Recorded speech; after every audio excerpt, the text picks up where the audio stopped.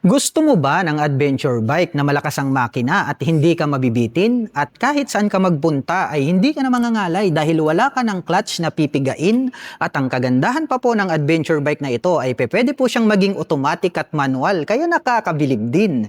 Ito po pala ang Honda Aprica Twin DCT. Silipin natin ngayong araw. Tara!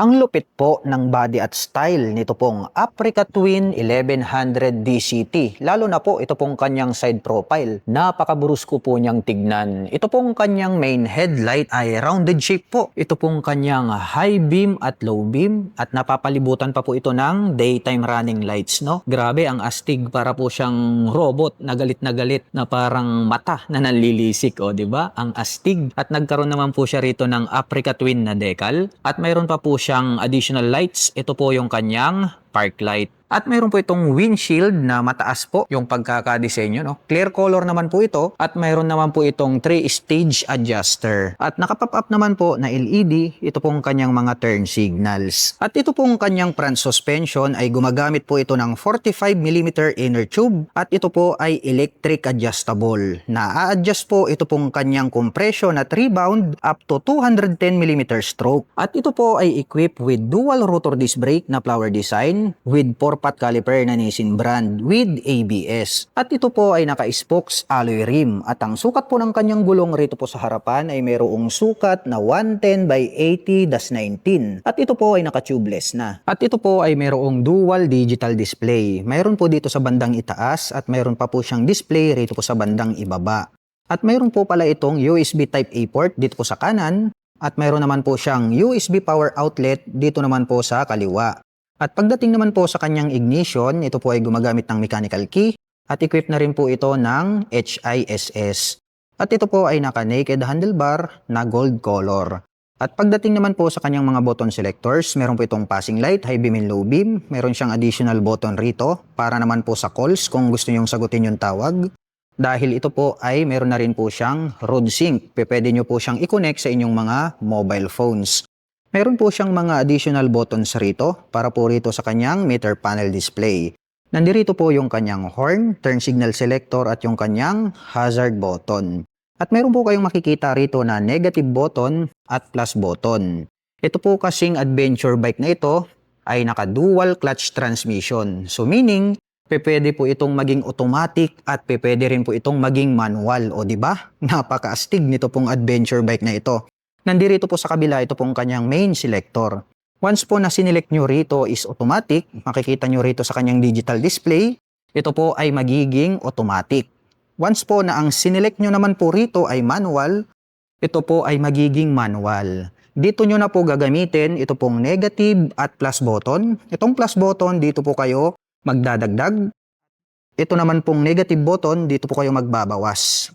At mayroon naman po itong 6-speed transmission. O di ba? Nakakabilib ito pong adventure bike na ito, no? Pwedeng maging automatic, pwede rin po siyang maging manual. Dito po sa kabila, ito pong kanyang mga button selectors. Meron po siyang additional button selector dito sa gilid. Nandito po yung kanyang electric starter. Converted na po ito ng kanyang engine kill switch. At kung ibabalik nyo naman po siya sa neutral, pipindutin nyo lang tong N. At dito po sa bandang ibaba, mayroon po siyang cruise control. Yun po yung pinaka magandang features nito pong adventure big bike na ito. Dahil nga po, pwede kayong mag-set ng designated na bilis na gusto nyo. Kung gusto nyo po ng mas komportabling riding experience. Nandito po yung kanyang reserve at set button. Itim po ang kulay. Dito pong kanyang mga handle grip. At mayroon na rin po pala itong handguard, ayan, protection.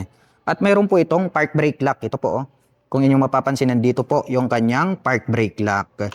Habang dito naman po sa kabila, chrome color naman po, ito pong kanyang front brake lever at ito po ay adjustable.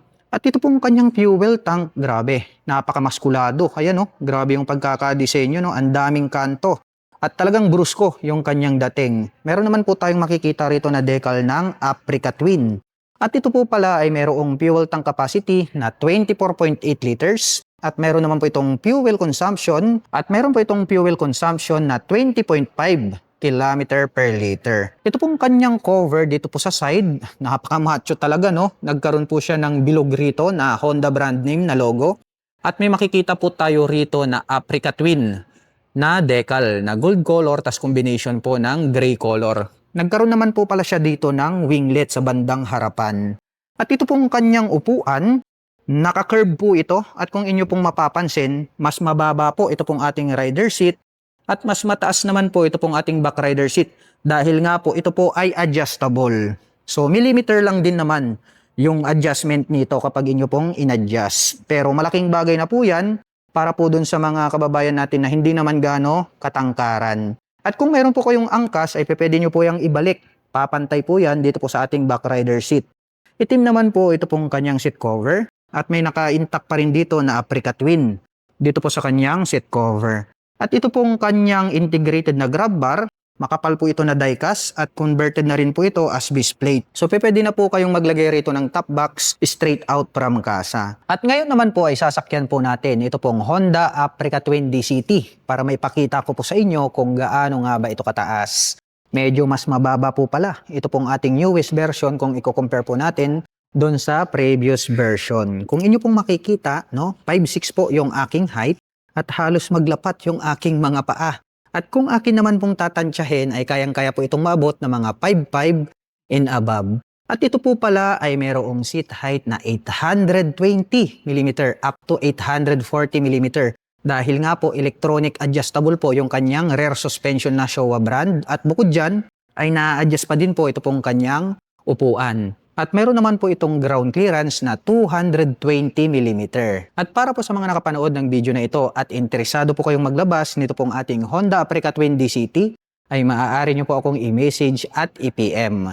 At kung naghahanap naman po kayo ng mga accessories gaya po ng crash guard, rear carrier, top box, side panners, motorcycle cover, di ka helmet, ay ilalagay ko na lang din po yung link dyan po sa description box sa ibaba para hindi na po kayo mahirapang maghanap. Ito pong kanyang side profile, naka-emboss to tapos may nakalagay po rito na Adventure Sports at mayroon na rin pong mga abang rito na kung saan ay kung gusto nyo pong maglagay ng side panners ay pwede nyo pong isalpak rito. So anyway, by order din po yon, mabibili nyo lang din po rito sa Honda Shop. At ito pong kanyang body frame ay alloy po ito. Ayun, makikita nyo, ang ganda po ng pagkakayari. At masasabi natin na matibay. Ito pong kanyang engine cover ay combination po ito ng matte brown at black color yung kanyang top cover at may naka-intact naman po rito na Honda brand name. At kung inyo pong mapapansin, no, ito po ay nagiging manual pero wala na po yung kanyang cambio rito po sa ibaba. So wala nang tinatapakan yung inyong mga paa dahil nga po dito na po nila nilagay, no, selector na po yung inyong ginagamit kapag gusto nyo po itong patakbuhin ng manual. At ito pong ating foot pegs para po sa ating rider ay metal po ito, tapos nagkaroon ng rubber cover on top. Habang ito naman pong ating pillion step para sa ating back rider ay alloy po ito na gray color. At syempre alloy na rin po ito pong kanyang mga braces. At ito pong kanyang side stand ay tubular po ito na metal at wala po itong center stand. Ito pong kanyang swing arm ay alloy din po ito na napakakapal kaya masasabi natin na matibay. Silver color naman po ito. At mayroon naman po itong chain protector. At mayroon po pala siyang susian rito po sa bandang ibaba. At ito pong kanyang rear suspension ay gumagamit po ito ng monoshock absorber. Showa brand po yan. Electric adjustable din po ito. Na-adjust po yung kanyang compression at rebound. Silipin naman po natin ito pong kanyang tail light. Full LED na rin po ito pong kanyang brake light. Habang nakapop up naman po ito pong kanyang mga LED na turn signals. Meron po itong plate light. May light reflector dito sa gitna. Ito pong kanyang rear fender, ang kanya pong nagsisilbing plate holder. At pagdating naman po sa kanyang rear braking system, ito po ay equipped with single rotor disc brake na flower design with single pot caliper na Nissin brand. At ito po ay meron pong dual channel ABS. So naka-ABS po rito sa likuran at naka-ABS din po doon sa harapan. At bukod dyan, meron na rin po itong traction control system. At ang kagandahan po niyan ay na-off yung kanyang traction control.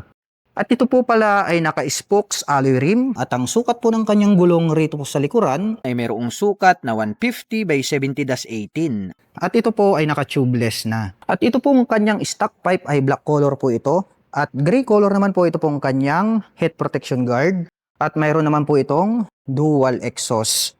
At gray color din po ito pong kanyang foot brake. At dito naman po sa right side profile nito pong kanyang engine ay combination po ito ng matte brown at black color.